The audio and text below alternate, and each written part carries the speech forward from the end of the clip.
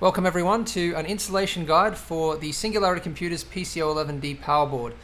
So the first thing you need to do after removing the top and side panels is remove the vertical 2.5-inch drive mount and the 3.5-inch drive cage from the back side of the case. You also need to remove the supporting structure for the vertical 2.5-inch drive mount. So this is everything that comes included with the PowerBoard, all of the necessary fasteners and the tools that you are going to need. You're going to need a M4 and M3 Allen key, Phillips head screwdriver, a medium one, and also a 5mm socket. So the drives can be installed like this. They just slide into position and then the screws need to be installed from the back. On the PC-O11D PowerBoard, you can install 3.5-inch drives or 2.5-inch drives in the same position. All PowerBoards also come included with a 50cm PWM and ARGB cable, and this is for the inputs on the PowerBoard for the integrated PWM and ARGB hubs. So these can run from any output on your motherboard to the specific inputs on the PowerBoard.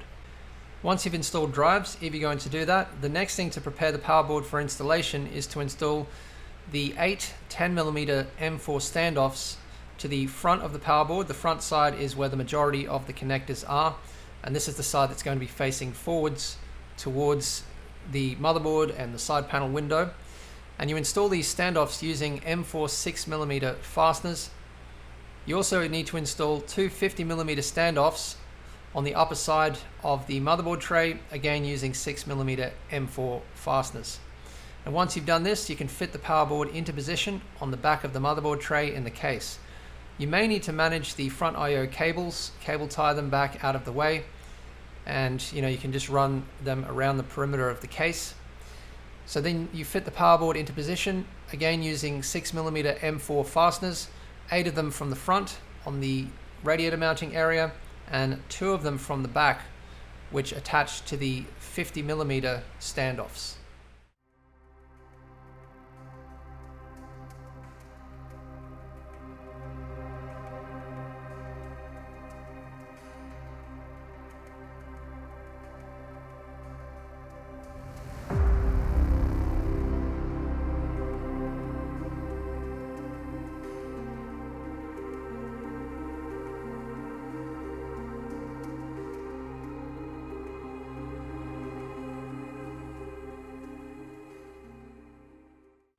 For the PC-O11D PowerBoard, we designed an integrated distribution plate which is specifically for the PowerBoard, and it fits onto this radiator mounting area. There are actually LEDs in behind it on the PowerBoard which are specifically for it. These can be switched on and off. So to install this optional extra add-on, you just need to remove 4 of the fasteners, the 6mm M4s, and replace them with 4 10mm standoffs, which you can then attach the distribution plate to with 4 12mm M4 fasteners, which are all included with the PowerBoard. This is a DDC pump res combo distribution plate, and the reason it's DDC is so that there was space to install the radiator onto the bottom panel. So with this configuration, you can install 360mm radiators onto the top and bottom panels of the case.